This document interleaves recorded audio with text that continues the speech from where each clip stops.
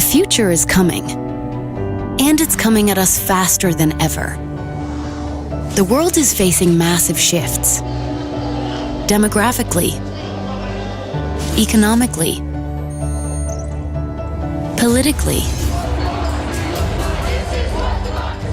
Shifts that are being amplified by the aftershocks of the COVID-19 pandemic and transforming life as we know it.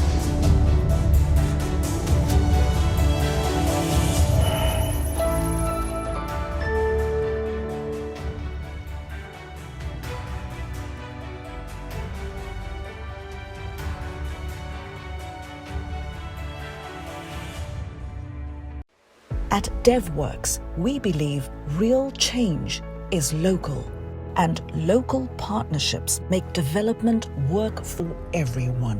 When development works, it improves access to clean water and sanitation. When development works, it helps young people find jobs, create businesses, and become community change agents. When development works, it strengthens market systems in agriculture. It builds capacity of civil society at local governments. When development works, it helps communities withstand and recover from economic shocks, extreme weather, and conflict. We are all connected, so local solutions deliver global change. When you partner with us, ideas work, programs work, empowerment works, development works. We are DT Global. Built on over 60 years of experience, we are pioneering and scaling community-driven, people-centric solutions that address today's greatest challenges. At DT Global, we support climate change response, promote good governance and free and fair elections, provide clean energy and infrastructure, and expand green economies.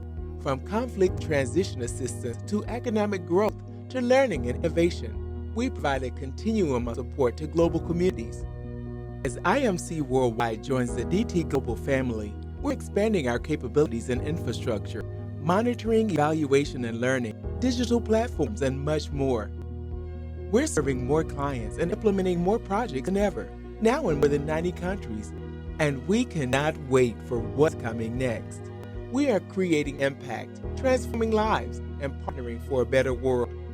We are DT Global.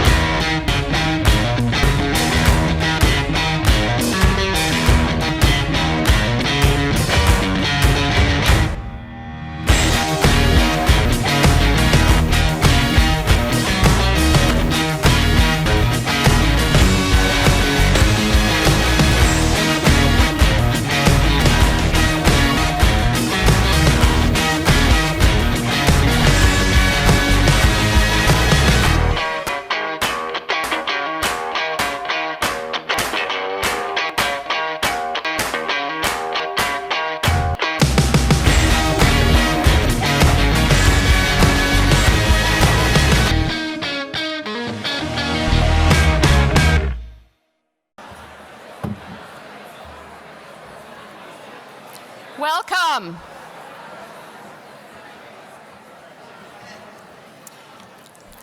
Welcome. For folks standing in the back, there are seats all around. There's a reserve table over here that you can ignore. Please come on and sit. I'm Katherine Raphaelson. I'm president of SID-US.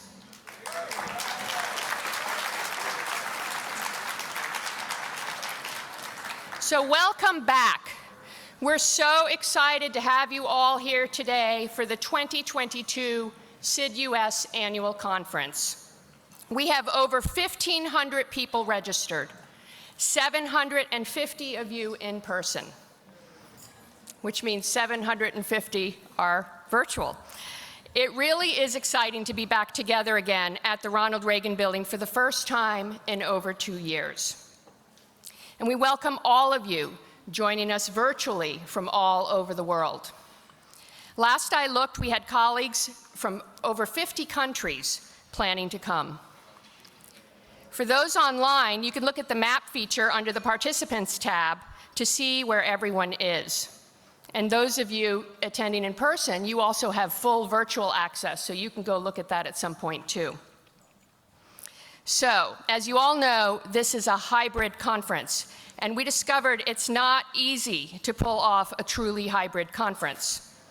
But we needed to resume our in-person connections, so important to our members and community, and yet we couldn't possibly exclude our newfound friends and colleagues from our last 2 virtual conferences, our expanded network that now spans the globe, hence the hybrid format.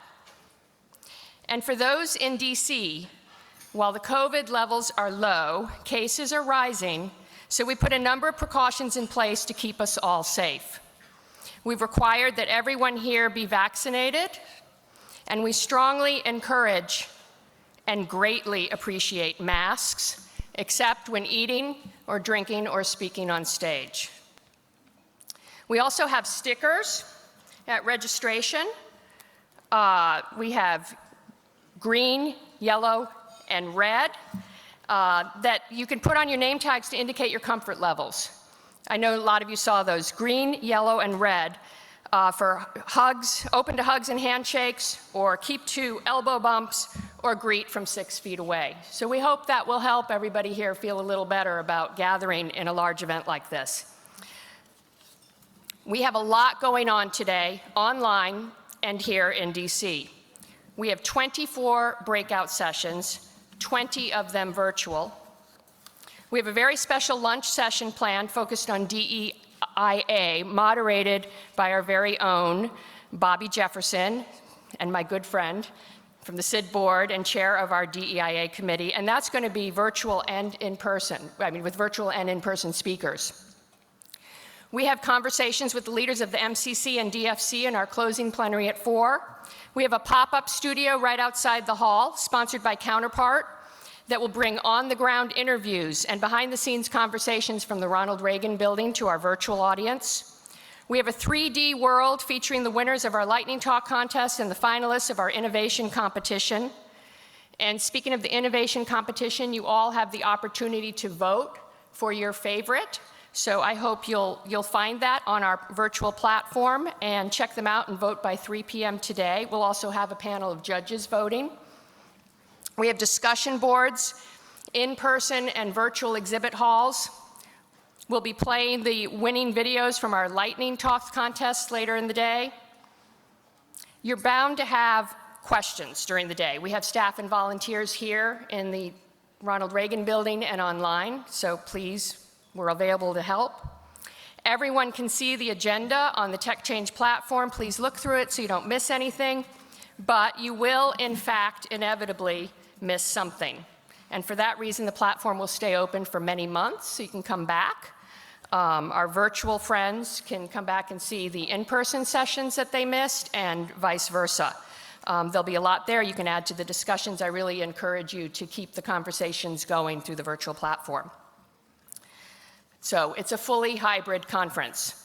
This kind of event requires a lot of resources, and for that, we are extremely grateful to our sponsors, all 66 of you who made today possible. I'd like to call out our diamond sponsors, Apt Associates, Deloitte, DevWorks International, DT Global, Heifer International, and Tech Change, as well as our platinum sponsors, Accenture, ACDI Voca, Chemonics, Creative Associates, DAI, RTI, and Tetra Tech. So if we could give them a round of applause. Thank you. I mean, they really and truly, they and all the other sponsors really make this possible. So we thank you for your extraordinary support. Please be sure to visit all our sponsors' booths and tables in our exhibit halls, both here and in our virtual platform, and thank them for bringing us all together today.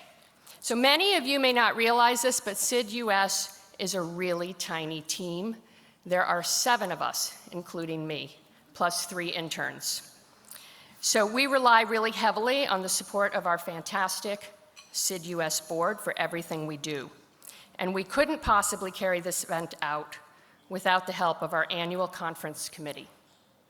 So I'd like to thank and introduce our wonderful 2022 annual conference chair, whose day job is President and CEO of ACDI VOCA, Sylvia Megret.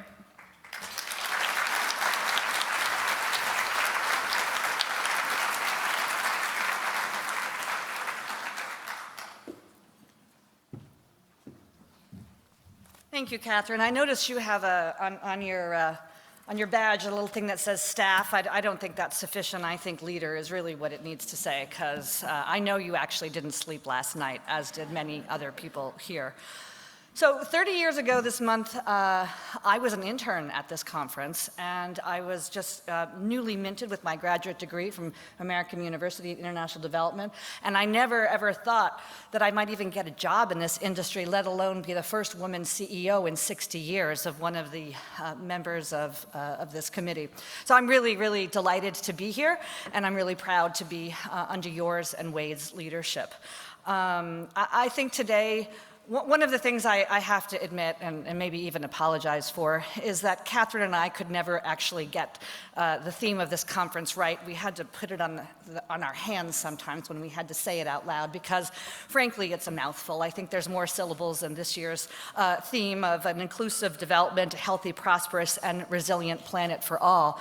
But that's because when we started on this journey last January, we thought, what do we want to talk about? What is important today? And let's be clear, we didn't even imagine where we would be with Ukraine at this point in time. But there's so many pressing issues and so many crises and so many things that we're all addressing that we wanted to try to cover the full range, which is why we came up with such a wide theme for this conference. You're going to hear about everything from food security to health to peace and security, of course, Ukraine, COVID, climate change, crisis, locally led development, thanks to Bob being an incredible DEI plenary, and many, many, many more issues that we're leading with today.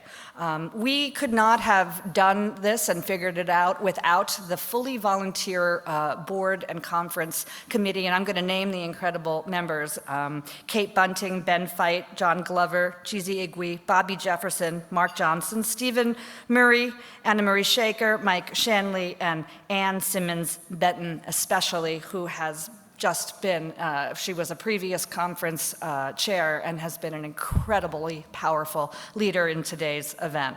So I don't want to hold on any longer. I want to just thank you all for being here. This is a complicated day for the SID team, but I cannot tell you how excited we are to be here with so many friends and frankly family as well. So thank you, and may I please turn it over to our, who doesn't even need to be introduced, Wade Warren, who is the SID board chair. Thank you.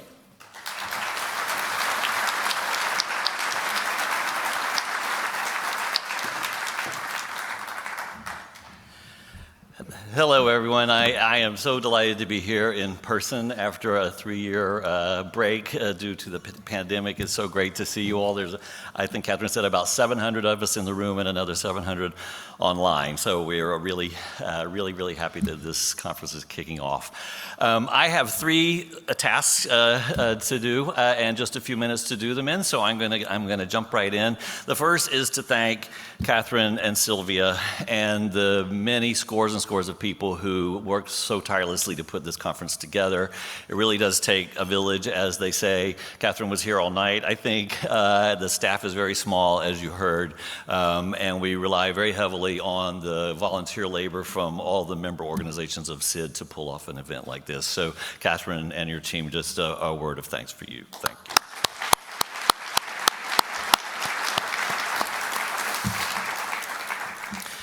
The second thing that I need to do is to say a few words about our name change. You just heard about that from Katherine, and I want to give you a little background and context. So the Society for International Development was formed in 1957. Its headquarters are in Rome, Italy, and there are SID chapters around the world. The SID chapter that's based here in Washington, formerly known as SID Washington, is the oldest and by far the largest and most active of all the SID chapters in the world. There used to be other chapters in the United States, in other cities in the United States, but over the decades they have faded away so that SID Washington was the only remaining chapter in the United States. And about 3 or 4 years ago, before COVID actually, the board had conversations about, since we were the only chapter left in Washington, perhaps it was time to expand our mission to provide our programming and educational events to cities across the United States and not just focus our efforts on folks inside the Beltway. And so before COVID, we began to expand our mission. We had a couple of in-person events in New York City. And then COVID happened. Everything went virtual. And in a way that helped us. It made it much easier to deliver programming and education to cities all around the country, to include people who care about development but who don't live here in the Washington area. And as Katherine noted, to include people from across the world, actually. So we decided that the time had come to formally expand our mission and to change our name from the Society for International Development Washington chapter to the Society for International Development United States of America chapter, or SID-US, and we formally became SID-US on Monday. And so we're very excited about that. Yep. And we have now a little video with some of people who care a lot about SID to talk a little more about the name change.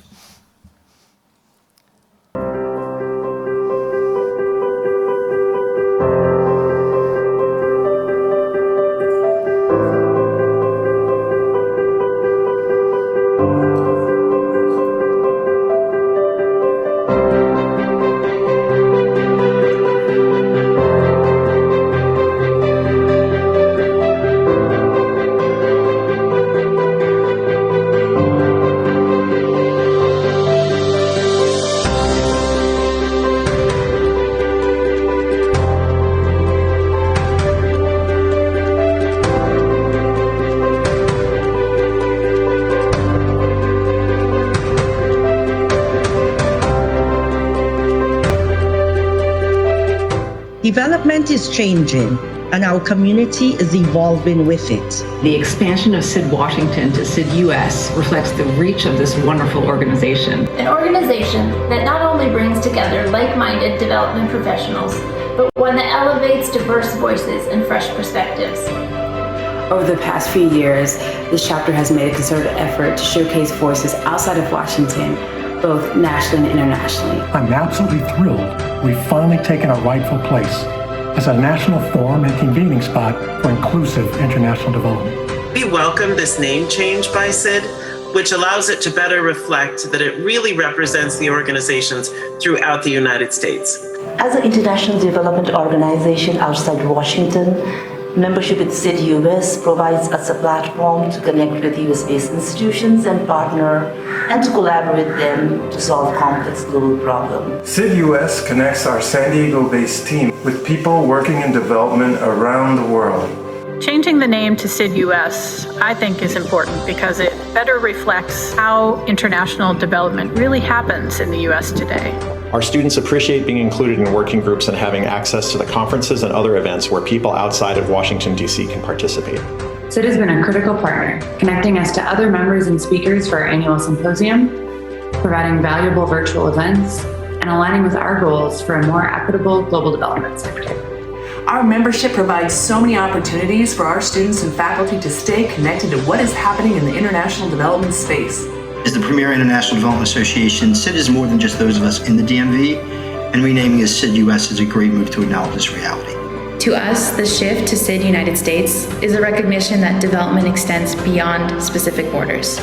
I'm proud to be part of an organization that really understands the importance of diversity and voices, because that's what will be needed to close the equity gaps in the society we live in. Every voice across America should be in this conversation, and indeed, we need voices from every corner of the globe. Having more voices and perspectives will make us stronger, better, more dynamic, a better organization. Thank you to all of our members and partners. We look forward to continuing to work with you as the global town square of development, connecting people and organizations around the country and around the world with our expanded reach as SID-US.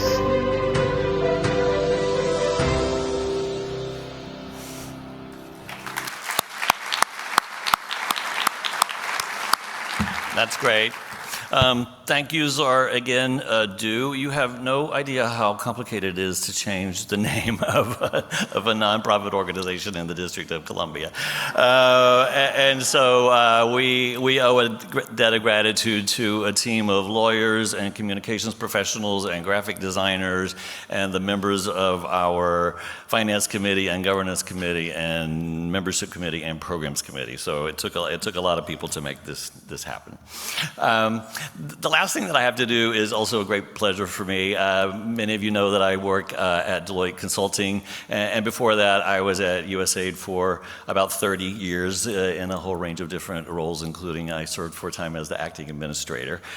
So I'm really, really delighted to have the opportunity to introduce our keynote speaker. She is a woman, of course, who actually needs no introduction. Her biography is well known. She's a Pulitzer Prize-winning author. She was the U.S. ambassador to the United Nations. She's a lifelong champion of human rights, and for the past year, she has been the head of the world's largest bilateral aid agency. So please welcome to the stage USAID Administrator Samantha Power.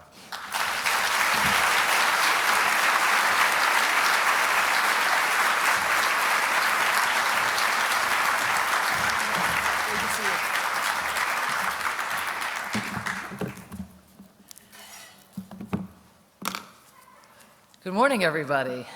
It's great to join you here. Wade, thank you for leadership. Thank you for that introduction. As someone who once indeed did serve in the role that I'm now privileged to hold, you're one of the few people whom I can ask this question.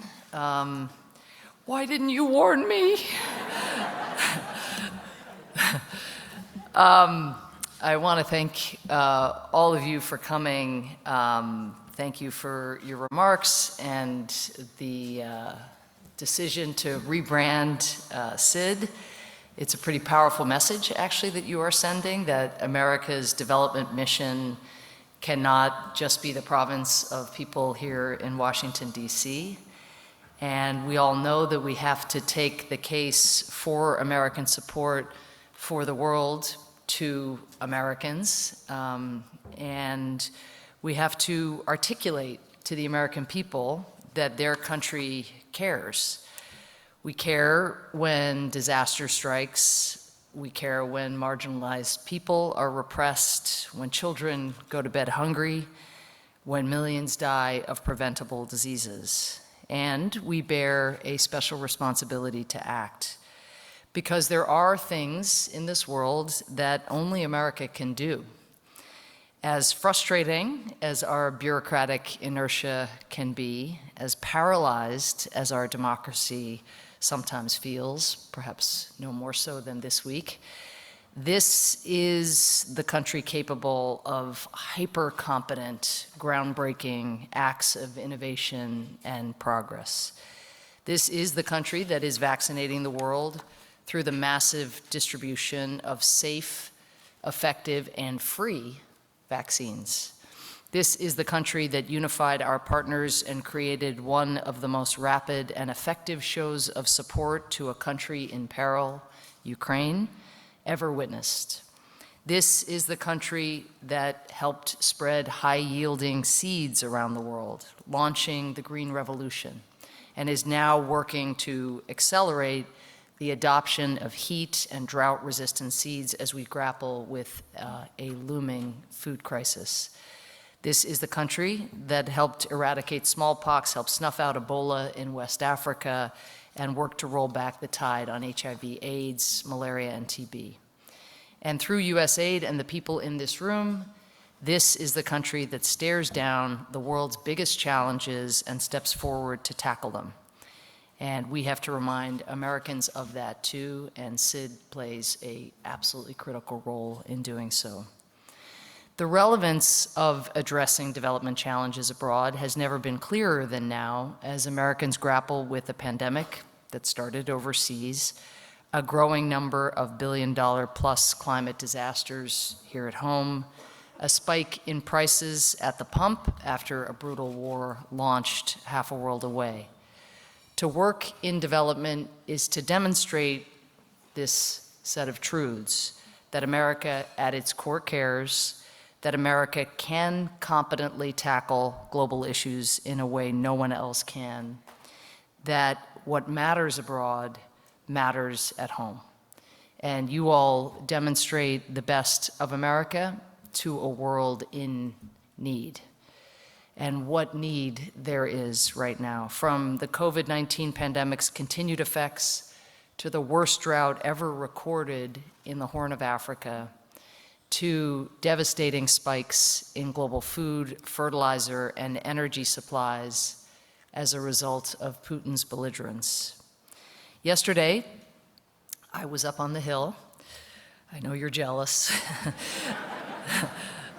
Defending USAID's largest ever budget request, which, if approved, would give us an awful lot of resources. It would give us $6.4 billion to deal with humanitarian emergencies, of which we see now an average of 75 a year. We'd have $2.3 billion to spur ambitious action against climate change, from bringing gigawatts of clean energy online to investing in the resilience that countries need to counter climate shocks. We would more than double the amount of money we have ever committed to gender to support what we know are such impactful investments in women and girls.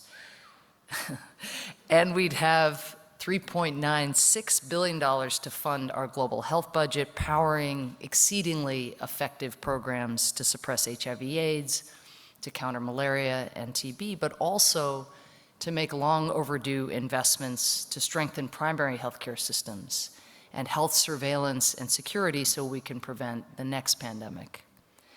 What we won't have, though, even if Congress embraces the President's 2023 budget request, is enough money. Enough money to provide aid in all the humanitarian disasters that await us. Enough money to transform the lives of the nearly 1 billion people who remain hungry today. Enough money to help countries around the world escape the need for foreign assistance altogether, which is the ultimate aim of all of the people here in this room and all of the partners we work with around the world. We wouldn't have this money even if the budget request is embraced, because there just isn't enough official development assistance in the world to do all that is needed. Budgets matter, public commitments matter. Our programs unquestionably save lives, spur the growth of economies, protect dignity, advance democracy, and create absolutely a safer, cleaner, and more prosperous world for all of us to inhabit. But we also need to confront the limits of what we can achieve with budgets that look likely never to match the scale of need in the world.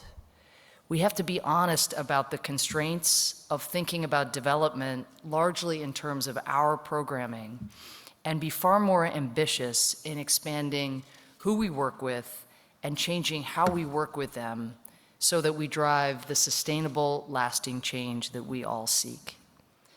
And perhaps most importantly, we have to focus on driving development progress, not simply development programs, building on past efforts to spur catalytic investments and bring in new partners to our work.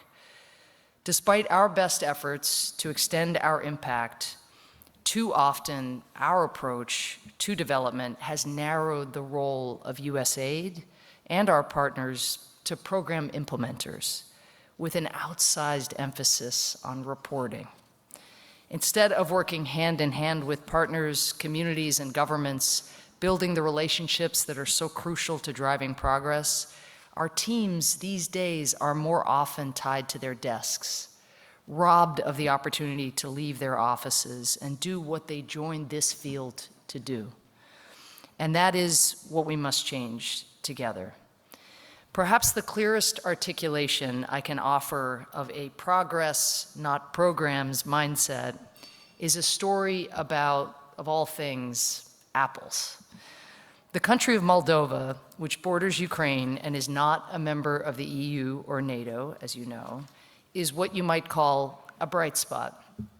Against a backdrop globally of democratic decline and growing corruption and authoritarian tendencies, the people of Moldova came out in force to elect President Maia Sandu, who is dedicated to overturning oligarchic rule, taking on significant anti-corruption reforms, and giving Moldovans a chance to participate in their country's future without paying a bribe.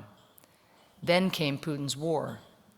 In the midst of Moldova's historic efforts, the president suddenly had to deal with a massive refugee influx, an energy crisis, and terrifying instability as indiscriminate Russian attacks creeped westward to Lviv and the port city of Odessa, which is very, very close to Moldova.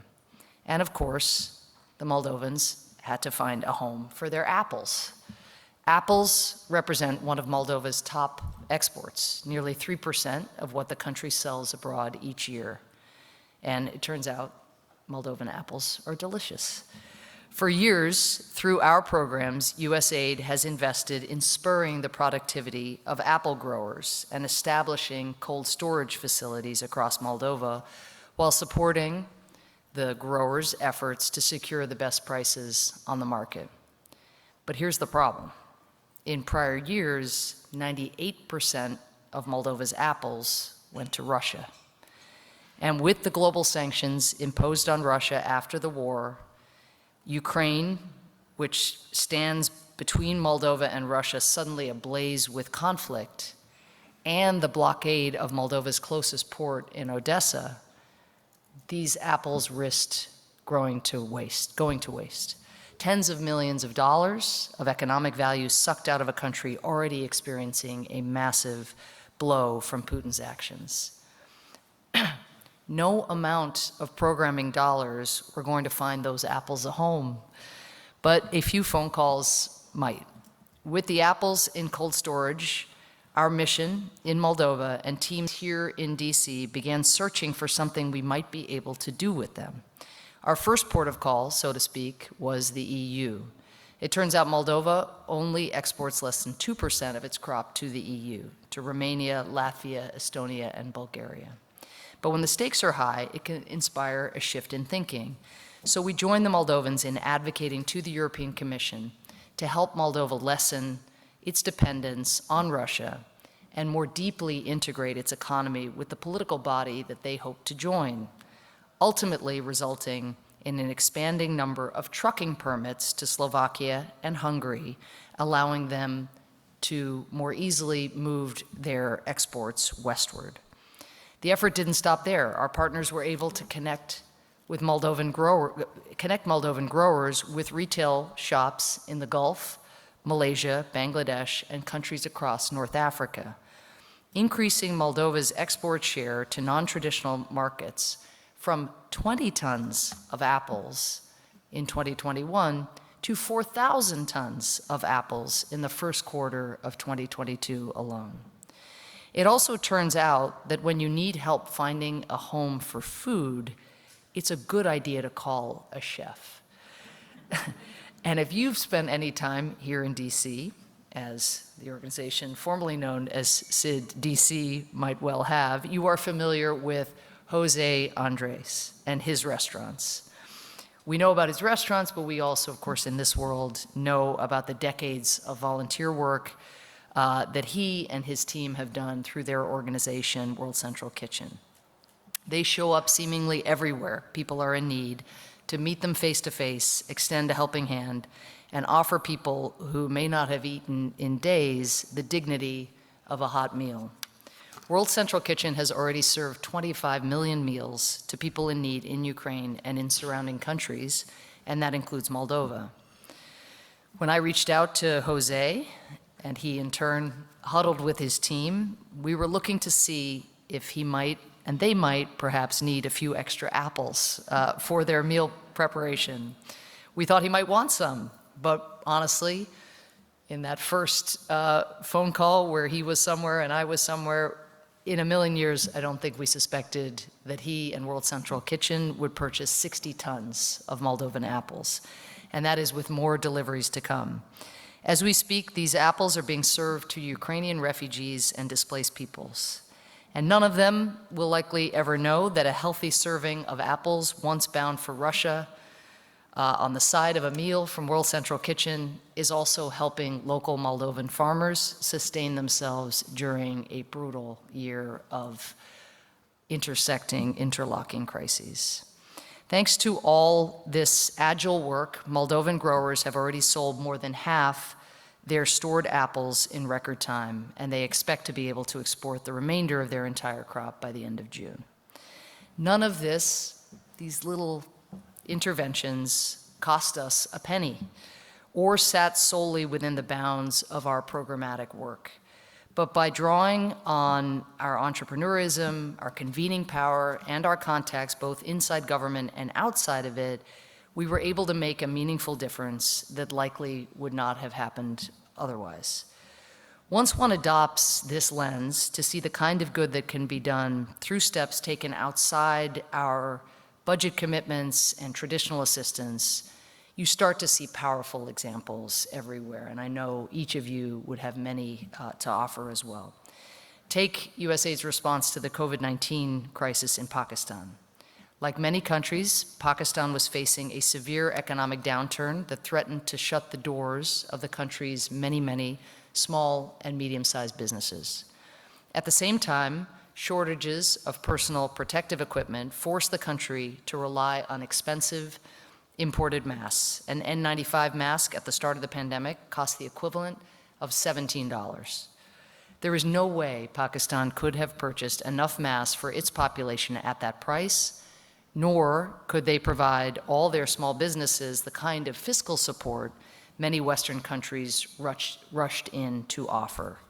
So rather than think of a budget solution to these massive existential problems, the USAID mission sought to strengthen the hand of the country's dynamic private sector. We first rushed in to help migrate Pakistan's small and medium businesses online. We convened more than 30 prominent business development organizations to help small and medium businesses start websites where they could display and sell their goods. We put up a little of our money, but primarily worked to get these businesses the technical assistance they needed to go digital, helping small businesses reach not just people locked down in their homes in Pakistan, but an entire global market. In the end, our $2.8 million investment spurred a digital transformation that led to $61.8 million worth of additional sales and exports of $34 million. It led to benefits that will long outlast the pandemic. We took a similar approach to Pakistan's PPE problem, providing technical assistance to 9 local PPE manufacturers to help them receive the international accreditation and ISO certifications that they needed to produce high-quality N95 masks in-country. The technical capacity was already there, short of some new equipment, but the expertise to maneuver through the bureaucratic licensing processes they needed was not. By offering them guidance on how to upgrade their production capabilities and win accreditation, they chose to invest over $6 million of their own money to expand production lines, purchase new equipment, and improve their distribution networks. Today, Pakistan is producing its own high-quality PPE, and a Pakistani-made N95 mask costs the equivalent of 40 cents. Rather than import expensive masks from abroad, we've helped turn Pakistan into a PPE exporter. As you know well, stories like this abound from every region, where our collective refusal to see a problem only within the scope of what our programs can achieve, our ability to convene expertise, assistance, and policy reforms from beyond the traditional development space, our decision, and this is the essence of it, to focus not solely on our traditional lanes, but on the problems that we are trying to solve. All of that together can lead to outsized progress that you cannot put a price tag on.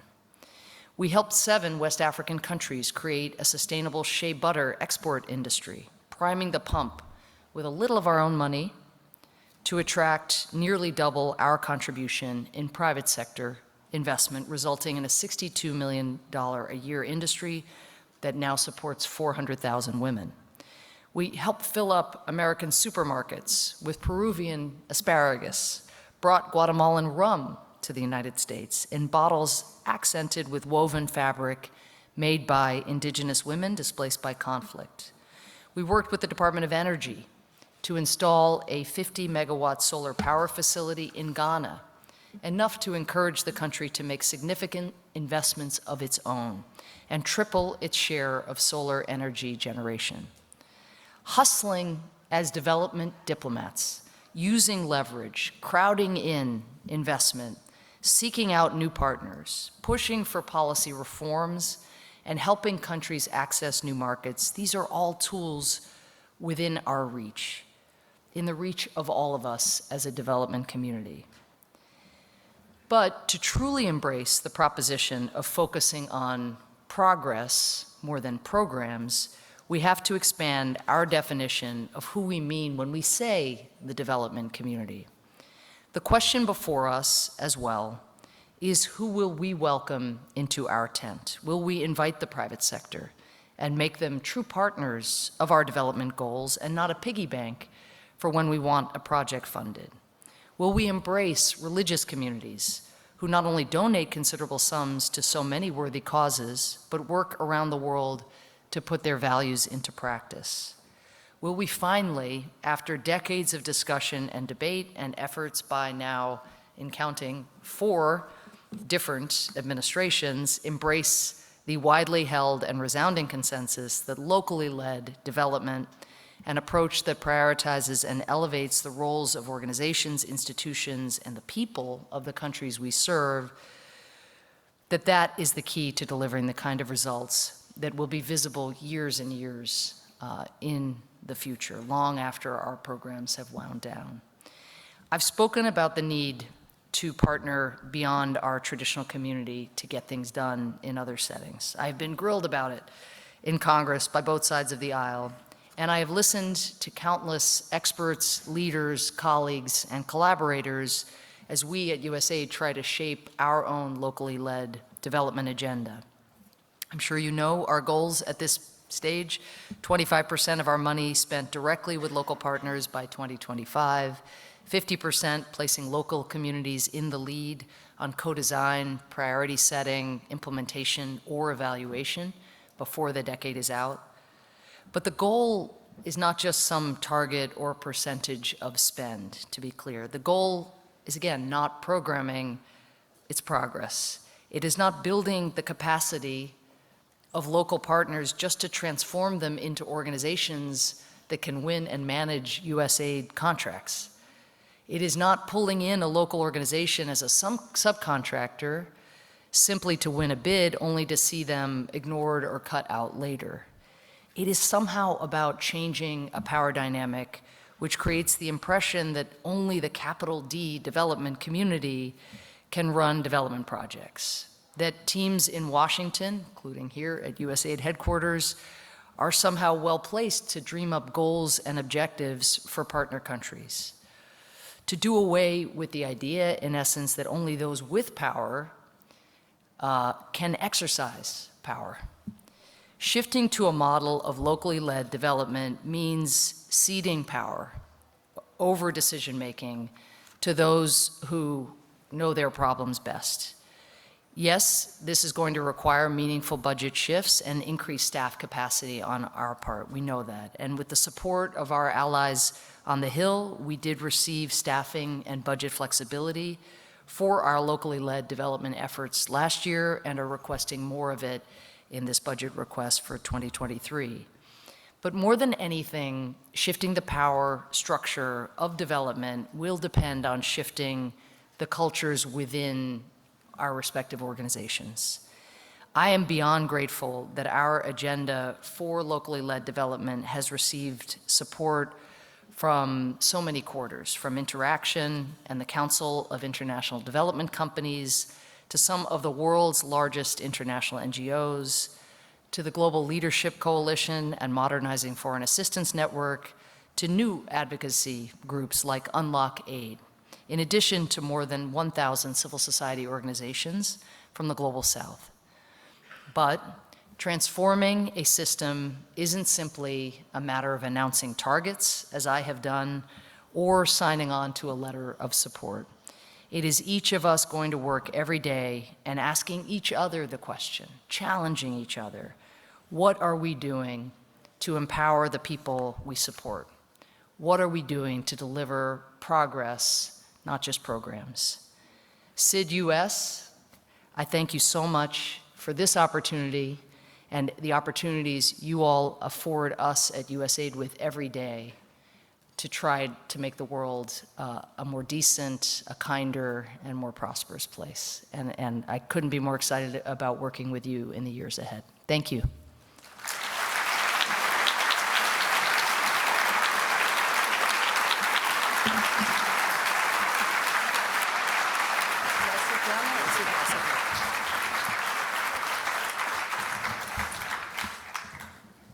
Thank you, Administrator Power. We all really appreciate those remarks and the time that you've spent with us this morning. I would like to invite now to the stage Thomas Liu, who is going to lead a moderated Q&A session with the audience and Administrator Power. As he comes up here, let me tell you a little bit about Thomas. Thomas graduated last weekend from the College of William and Mary. Come on up.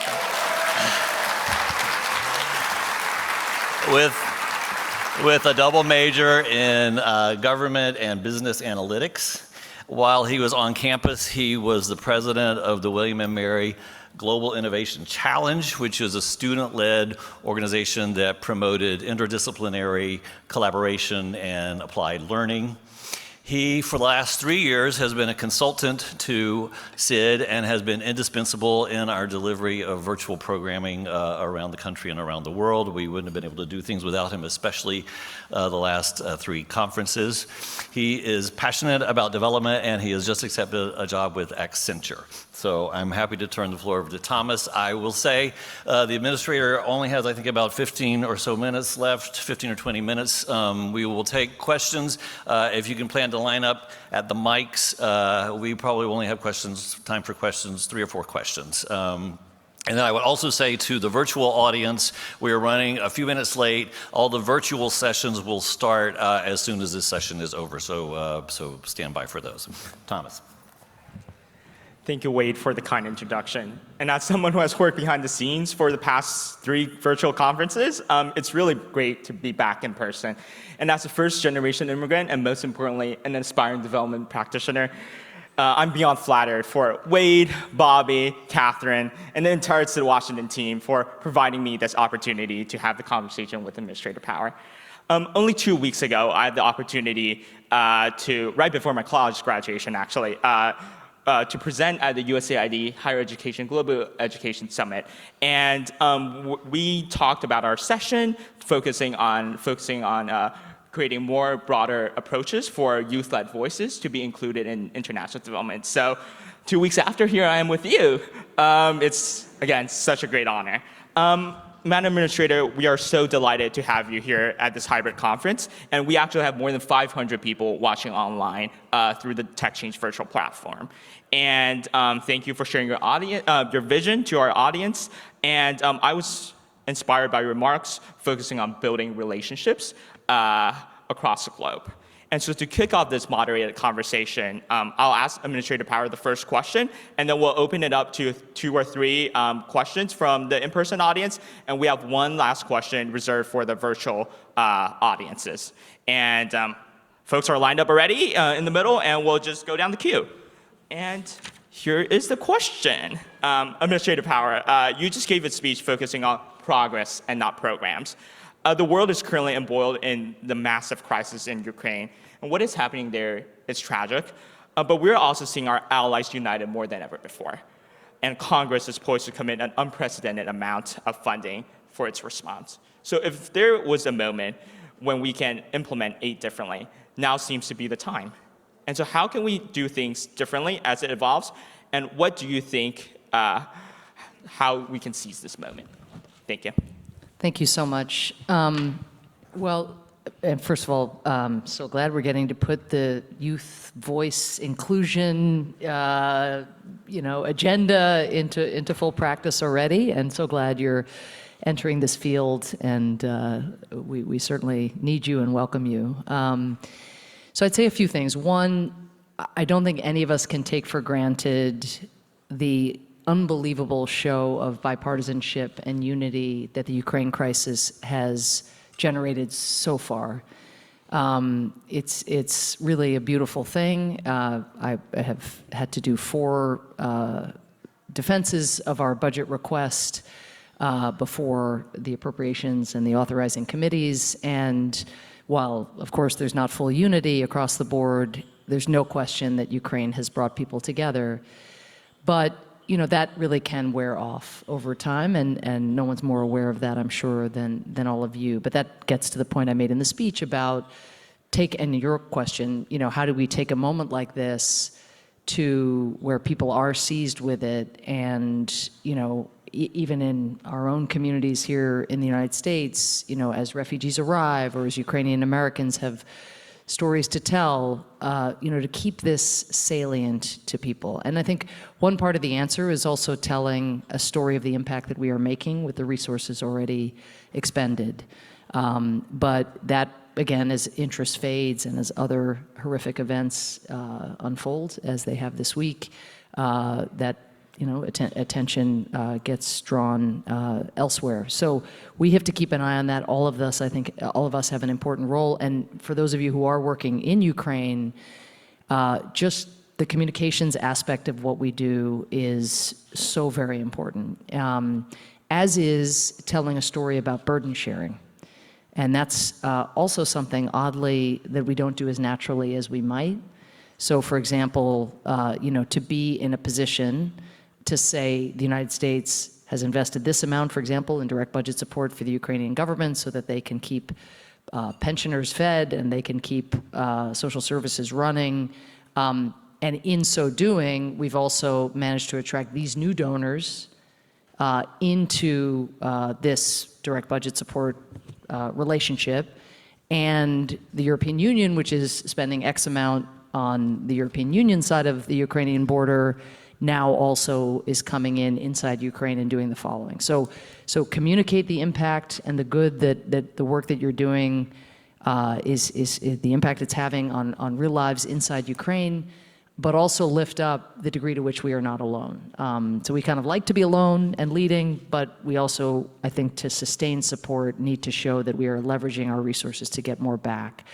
I think beyond that, and I know we have a lot of questions, so I'll wrap up here, but I think it's really important to look at Ukraine, as horrific as it all has been, as an opportunity with such developed institutions to do things a little bit differently. So, for example, right now, there are a number of different actors who are providing multi-purpose cash assistance to the Ukrainian people.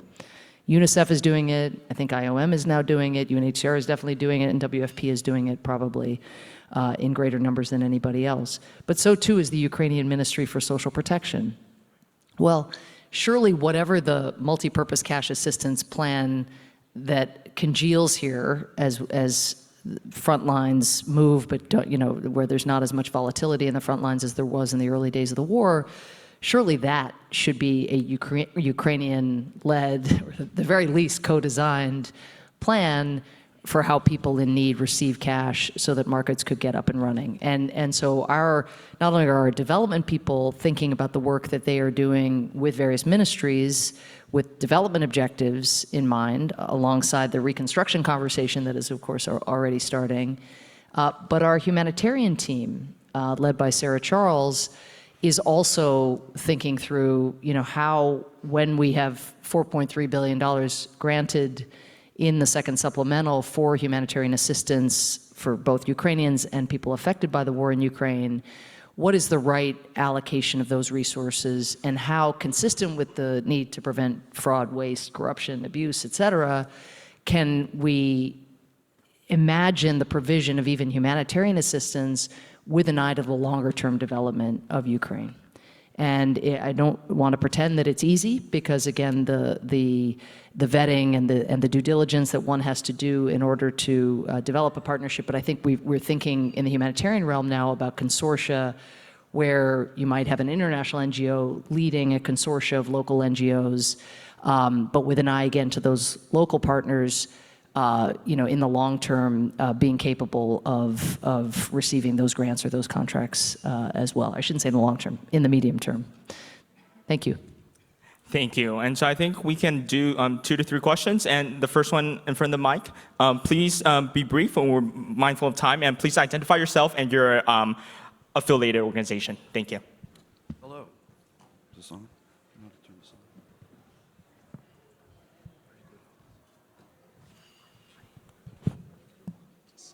Hello? Hello?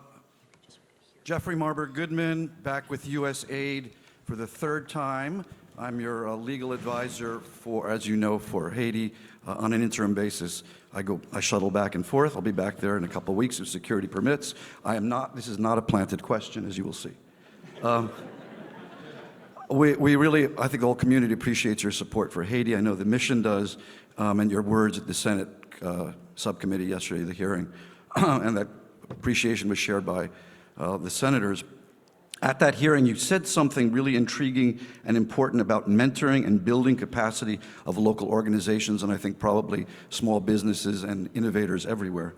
You talked about the OE Plus Up. You were thankful for that, and the strong hiring of foreign service officers, including COs, never enough COs, including as a front-end way, you said, of reaching the back end or the later end of capacitating organizations that are new to USAID. And I guess my question is, I'm wondering whether you and your team have fleshed out a methodology or actual structures for providing that capacity development, for having the contracting officers, controllers, governance personnel, and together with large organizations that know how to do the compliance, to actually impart and transfer those skills. I think that's a very hard task, and I know there are a lot of ideas percolating in the development community about just how to do that. I don't expect you to be able to get into any great detail about that, but it's where the rubber hits the road in terms of capacitating and mentoring new organizations. Thank you. I'm going to be super brief, because I would be sad if everybody who's standing in line didn't get to be heard, even if I didn't get to do great justice to all of the questions. And also, since you work at USAID, we should talk elsewhere. But it reminds me that probably it's worth doing a town hall or something, internal to the organization, beyond the kinds of conversations we've had about this already. So I'd say a couple of things. I mean, first, when it comes to beefing up the contractor presence at headquarters and at missions, I mean, it's just an urgent priority. That our contracting officers are thoroughly overwhelmed as it is, even without something that would require more small contracts, more small grants, and thus place more person-hour burdens on them. I do think, with COVID-19, one of the things I gather that happened, and you may know well from Haiti, at missions around the world, is that our incredible Foreign Service nationals often stepped in to perform contracting roles. And so thinking through, how some of those authorities that occurred in light of the crisis, how those authorities can be retained. That's part also of our Foreign Service National Empowerment Agenda, which is a whole nother speech and another dialogue, which is so critical to USAID's work around the world. So getting more of those officers is important. There's a community of practice for locally led development that we have built within USAID. The great Don Steinberg has come out of retirement and is working with PPL, with Adam Phillips as well, to, in a sense, get a set of guidelines and direction to the various missions. But it's interesting, in convening mission directors, as we have many times, to get their ideas about how best to position them, because you heard me in my speech saying I want to get our people out of offices and away from reporting requirements, and yet, the locally led development agenda can actually produce more paperwork burdens and more demands on staff that keep them office bound, which would be a perverse outcome indeed. But the variation among missions, those that have used local works or NPI in order to already, move that agenda forward, those that are very, very vigilant when an organization is a sub to make sure that the prime is actually doing that kind of institutional capacity building during the life of a grant or a sub. And so some of it is really genuinely about just standardizing or making sure that every mission is able to access again, in the community of practice, the best practices that are being observed. But we need more operational expenses as well. And while in some countries there are actual organizations that themselves build capacity of fellow local organizations, some of you may have worked in countries where that is the case, that's pretty rare. So we are expecting that kind of left seat, right seat, mentorship and partnership relationship with local organizations is going to ask a lot of our staff, and that is one reason among several that we are, of course, each year continuing to try to grow our foreign service, our civil service, at the agency. And there seems to be significant support on the Hill for that, just as there is for the idea of development that seems more likely to leave something lasting behind us. And so, again, those additional resources will be necessary and very, very helpful to take this agenda forward. The second question, please. Yes, my name is Chris O'Donnell. I'm the head of Development Essentials. I'm an Air Force Academy graduate, 20 years in the military, and then my second career was USAID, Foreign Service Contracting Officer, and that's the subject of my question. First, I want to thank you for your testimony last July saying COs are carrying a $65 million load versus DOD at 15. It kind of makes DOD look like Club Med. After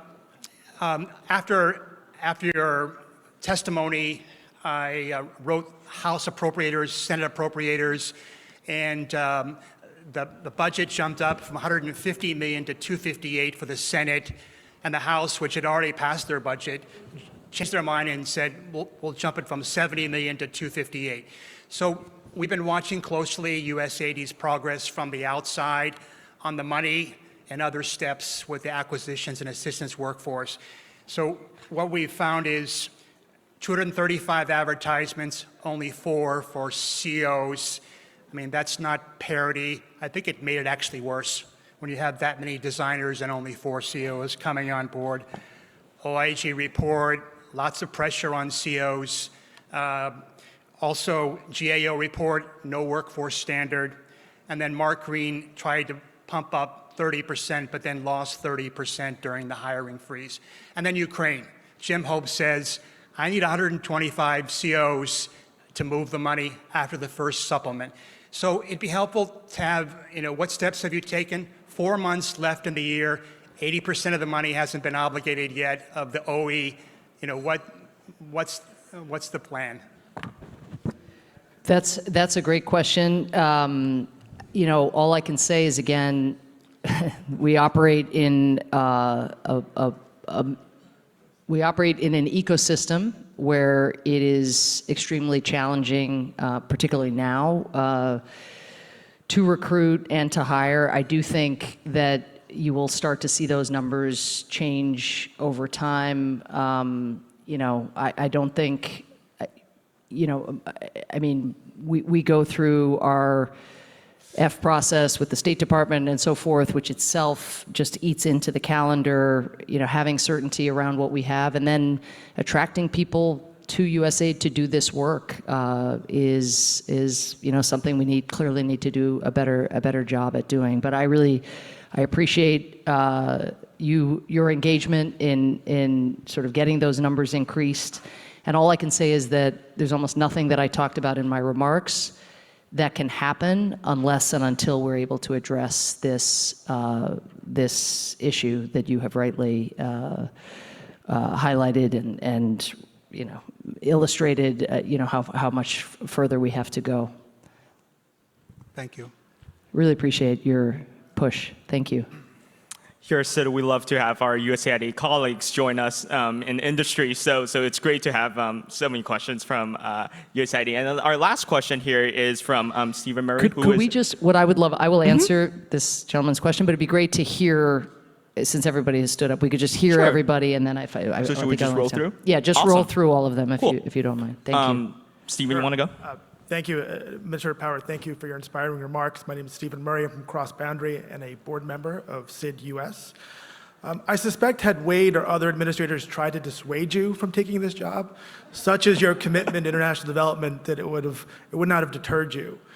You mentioned many of the multitude of problems the world is facing, and big problems need bigger toolkits. And many of those problems are new problems that need new skills and solutions.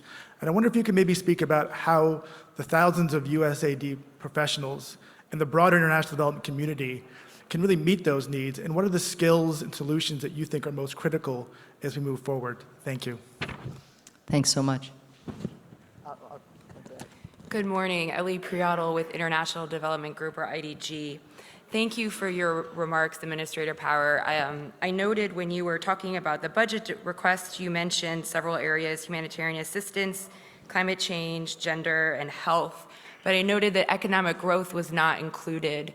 And given the importance of economic growth for poverty alleviation and economic development, and in particular with the situation in Ukraine and the importance of stabilizing the Ukrainian economy, I'm wondering if you could speak to USAID's priorities, what your vision is for economic growth in USAID going forward. Thank you.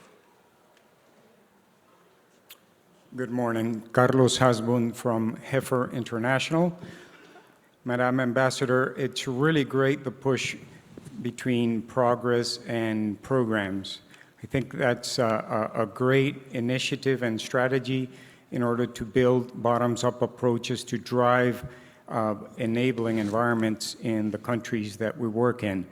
My question is related to how the process of integrating diplomacy and development is in the countries, in the missions where USAID operates. Thank you. Hello, Samantha. Hello, audience. My name is Vlad Durbanov. I'm Ukrainian. I came from Ukraine, and here I represent Nova Ukraine. It's a charity organization in the US that help Ukrainians. Thank you so much for all your help, guys. Thank you for gathering here.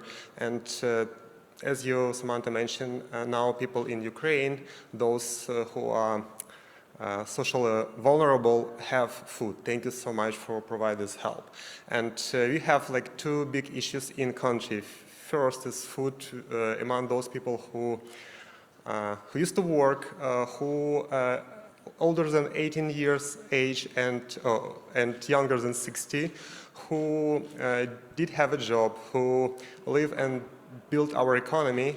Now a huge chunk of them, like 40%, were moved from another cities inside of the country. A lot of women with kids moved to outside of the country, but those who currently in Ukraine, those who never ask for help, currently need this help. Among those, we have issues with food, with no understanding how to make money. They do not have jobs.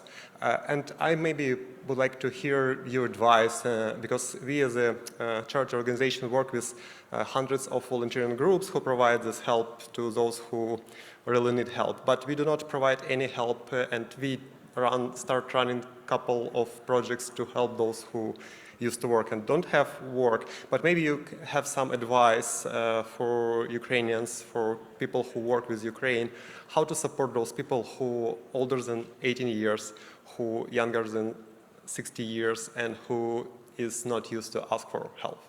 Thank you. Thank you so much. And as you know, our hearts are with you and your people. Let me try to combine, if I could, a number of the questions together in closing. So first, on the skill set. I mean, this is not a new set of skills. This is a set of skills that all of us would have benefited, I think, from having over the years. But I can just tell you, it's a burning need right now, which is we have to communicate the impact of our work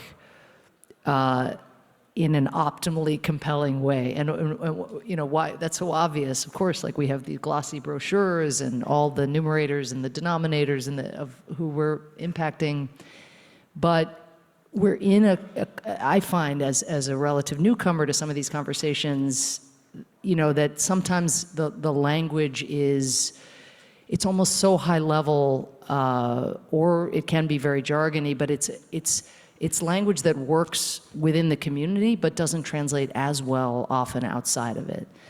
And I tried with my Apple story, you know, to kind of just give you, a few different examples of what we did here, there, everything. I mean, those kinds of things that I just described, you all are doing every day, right? And yet, it's something in the translation, you know, renders it just a little loftier than the kind of real world human, and then so-and-so did this, and then this happened, you know, and so we're struggling with it. I struggle with it every day as somebody who tries to communicate, but as a former journalist, I'm always thinking to myself, if I were a journalist, would I understand what that meant concretely? Or when I talk to my mother, you know, I have to bring it home. I got to bring it down to language, a story that she can understand. So I think there's no amount of investment in that, and that means I think bringing people from outside this world to kind of interrogate, because it's all lies within those of you who are doing the programming or seeking the progress or hustling in the ways that I've described, but often it just isn't being translated. The second aspect of communication is disinformation, and both programming around disinformation, there's that, but also just a lot of us, our whole world getting maligned, really, and being really kind of still surprised. And, we've gone through this in places like Ethiopia, where USAID is accused of doing things, and it's very hard to know, you know, in the face of such dishonesty, you know, do you come out and name the dishonesty and go meta on the thing? Do you kind of let it go because you're afraid of giving it oxygen? There's like no toolkit here. And so we need people who are seasoned and really understand how to fight disinformation to be part of our enterprise. But the reason I'm able to tie, I think, a few of the questions together is I think of all the skills, given the core predicate to the remarks I just offered, is skills that will allow bridging to the private sector and specifically to the international financial institutions. And you know, our folks, and you know, again, that's not the only skill set. All of the traditional skills are still valuable for sure. But if we are to broaden the pool of resources, if we are to do what we are here to do, which is to work ourselves out of jobs, to spur trade, using catalytic aid, but not expecting aid to be a full part of the picture. If we are to be able to bring blended finance to bear, we need people who come from those other worlds to be part of our world, I think, or people who develop the skills, as a young person like Thomas, and who know how to cross between and among these different communities of practice. And this will be true, for example, as we think about Ukrainian reconstruction. And USAID will be catalytic, I'm sure, in really, really important ways, but it'll be the European Bank for Reconstruction and Development and the World Bank and others who are bringing those resources. Well, so, what is the development world's relationship to that whole initiative? I talked about Maya Sandu, this amazing leader of Moldova. I didn't get into her energy, the sort of energy blackmail that President Putin is subjecting Moldova to. Well, our folks are very involved in the energy sector, but also for our folks to be able to be bridging and pulling in the big financiers that can actually help a country, with what sometimes amounts to bricks and mortar, kind of pipeline construction, and sometimes involves policy choices. It's not that we would do it. It's that talking that language, particularly in the energy and climate space, is going to amount to a larger and larger share, I think, of what development ends up requiring. And it's a part of the answer, not for Ukraine right now, about where new jobs are going to come from, and where economic growth is going to, in part at least, be catalyzed by. And to the question, or the sort of suggestion that I omitted economic growth, I think my whole speech was actually about the need to spur private sector investment and to get exports to market and so forth. So that's a huge part of our agenda. I do think there are many reasons to be just heartbroken by the fact that there are now 100 million displaced people in the world, more conflict than at any time since the Cold War. There are many reasons that more wars layering on to prior wars, wars not ending, climate shocks. There's so many reasons to be heartbroken by all of that on the merits.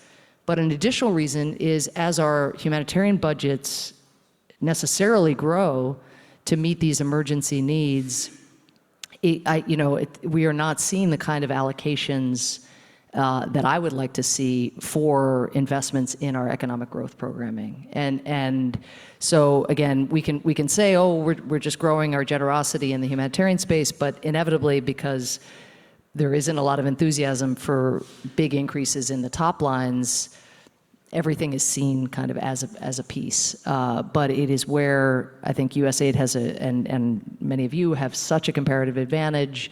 It is where countries most want to go. It is where young people, like the young Ukrainian we heard from, most want to hear about. Is where are our economic opportunities, not where do we go for humanitarian assistance, right? That is what they are looking for. But that is, again, why the toolkit has to be expanded beyond our traditional budgets, and we have to view what we can give as sometimes an incentive, a loan guarantee, or something to bring others to the table who can bring more meaningful resources to bear, or more significant resources to bear, I should say.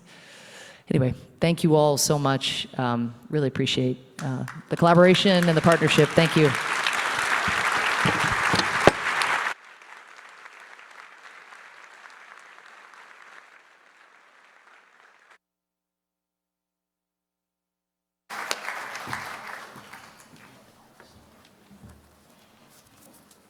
Thank you, Thomas. Thank you, Administrator Power. We so appreciate you spending so much time with us today and taking so many questions, and we wish you the best with all you're doing. Everybody joining us virtually, please go to your breakouts, which may have just started. We've got 5 concurrent breakout sessions, so hope you can get to them. They held off as long as they could, but I think some got underway. So hurry, no bathroom breaks. Everybody here, you now get a bathroom break. We actually have a break now until 11, hoping you will explore the exhibit hall, take the time to reconnect in person, and the next programming piece is our 2 breakouts at 11 o'clock, which take place across the hall in the atrium ballrooms. We'll see you back in here for our lunch session. Come around 12 to get your lunch and get seated. That's going to be a really super session. Thank you.